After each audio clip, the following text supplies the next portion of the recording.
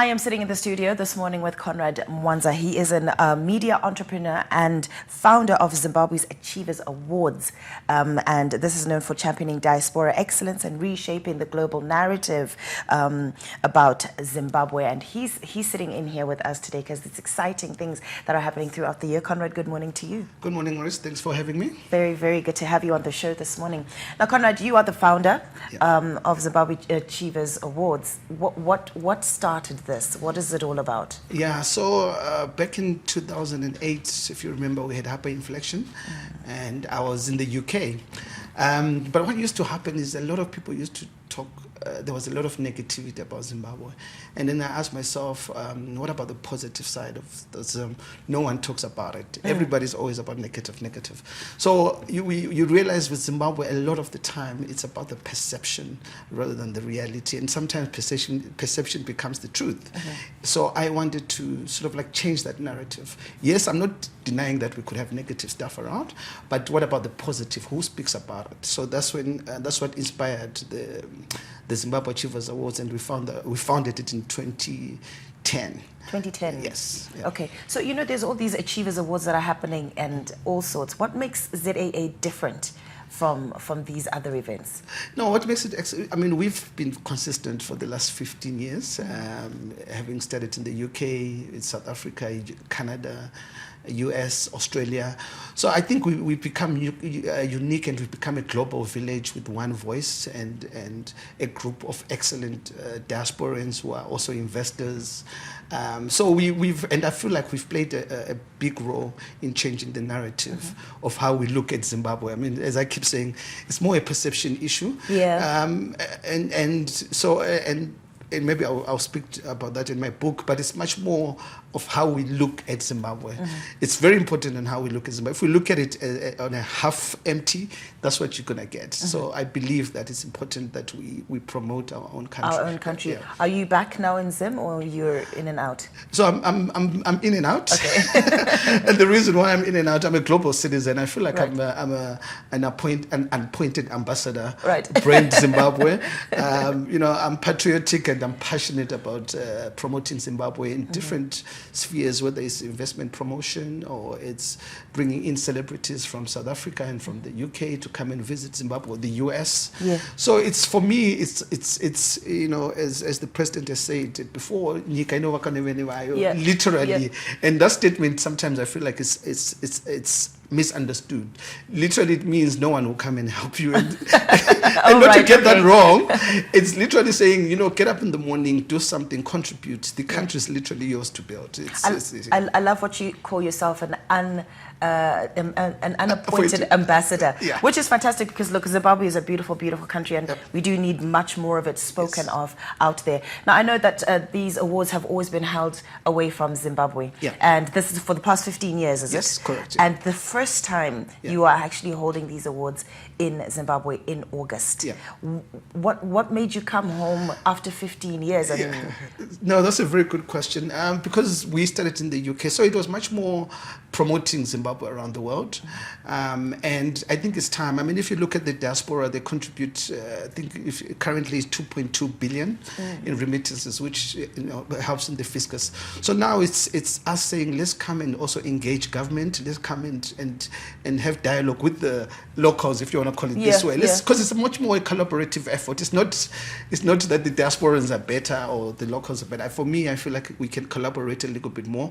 So we are coming for the first time so that we can see how we can collaborate in terms of investment opportunities that are on the ground. I mean, if you look, for me, if you look at the Chinese, for example, they are coming in and they're making a lot of money. Right. So I feel also as the diasporans, we should be participating, doing the same thing, doing the same thing, participating in those, and not necessarily coming to stay, but you can go wherever you are, bring in those resources, and come in and invest back home. And the issue which I've seen myself is fragmentation. So the investment is coming in, but it's very fragmented.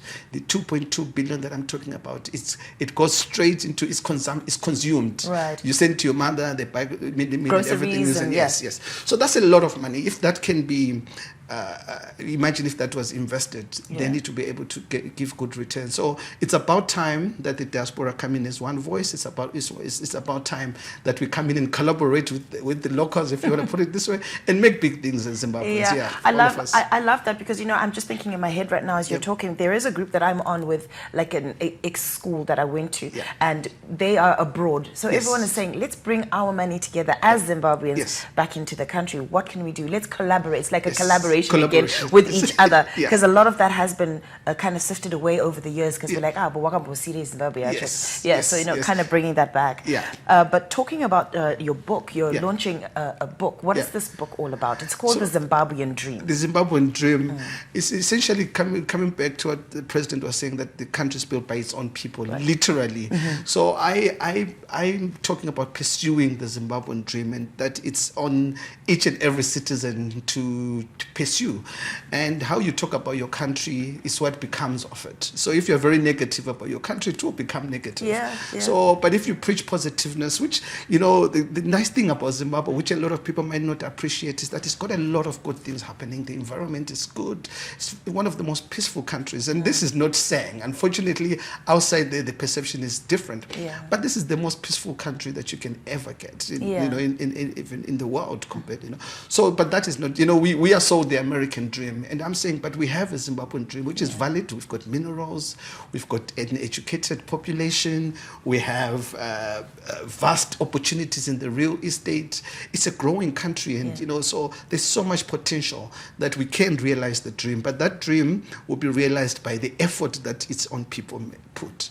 It's not gonna come from the Chinese. The Chinese are building their own dream. They're coming in, investing, taking money. So is everyone else. So us as Zimbabweans, it's a call to everybody to say, look, let's not look at the glass half empty. Let's look at it half full. And the reason why I'm talking about half full is the things I spoke about. The base is good. The foundation is good. The people are good. Youth, one of the biggest, and one of the chapters I have there is Zimbabwe's biggest resource is its own people. Because the people here, there's no one that I bring a lot of celebrities to Zimbabwe. Everybody will always talk about the people are so good in Zimbabwe. They smile, so that is our biggest resource. So let's build on that. Because it's a good thing to have. So with the criterion on choosing who's going to be honored and also how do you go about that? Because there's a lot of Zimbabweans everywhere. And how do you make sure that you haven't left anyone out? Because I haven't been asked to come and get an award. I mean, guys, Yes, no, Marisa, you deserve it. I always say to people, the nice thing about the Zim Achievers Awards, it's not a one-stop, one event. It's an ongoing process. We do it every year. And for me, I'm always amazed about how many, what Zimbabweans are doing out there. If you look at the diaspora, I've got people like William Sashiti, who's in the UK, who's, built a driverless car. One of the first people to I think I saw that one, So, but you've got a lot of Zimbabweans. So, but every year we always discover Zimbabweans who are doing well. And I'm here on the ground. It's amazing how many people are doing extremely well in the mining sector, in the agricultural sector.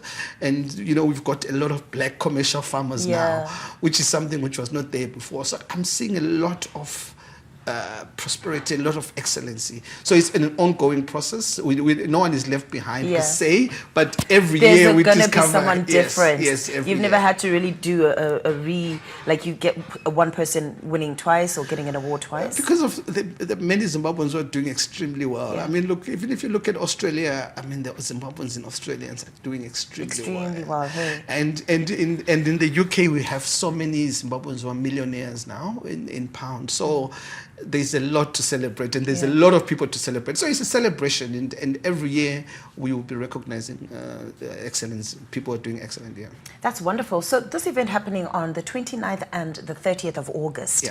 How am I getting there? Do I need a ticket, or is it strictly by invite?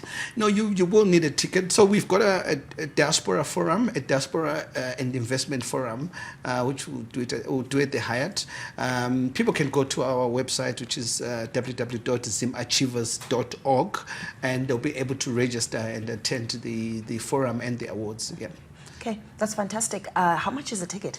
It starts from $50, but that includes lunch and everything. And it's an all day, good for networking, good for meeting other prominent Zimbabweans. Yeah. So for us, it's much more, your network is your net worth, you know. It's your so be investment in the really, room. that's, Yes, yeah, be in the room and let's collaborate and let's build our country. And, you know, based on what I'm seeing, the government is working quite hard. So let's add on, let's assist the government. And I always say to people, don't ask what the government can do for you, ask what you can do what for you the can government. do, yeah, and how you can work together. You can work together. So so the place. country is literally ours to build. Okay, so starting from $50, is there a higher price or is it there VIP? is. So it's starting from $50 for the forum and $150 for the awards, which includes a 3-course meal, and again high level networking. And we'll be sharing more details as we go along. But people can go on our website and get more social information. media. Yes, okay, so if I've got my $50, I've got it. Am I paying $50 for the 2 days, or it's just the 1 day? That's for the forum, yeah. So the $50 is for the forum, and the $150 is for the awards the next day. Yes. Excellent. And my dress code, I'm yes, glitz and glammed. Good question. I mean, look, for the first days, I always say business attire. So just come in, you know, we're talking business, and then on the following day, come with your glitz and glam. I mean, this red carpet is one of the highlights for the Zimbabwe Achievers, and we become famous because especially ladies, they share on social media what they'll be wearing, and so that has helped us quite a lot. But dress to impress. Dress to impress. Must look like $1 million. Hey? Yes, look like $1 million. Excellent, Conrad. Thank you so much for joining us and just enlightening us, and obviously flying the flag high wherever it is that you're going in the whole world. It's a good job that you are doing to celebrate really what us Zimbabweans are doing everywhere. Thank you so much for having me. Thank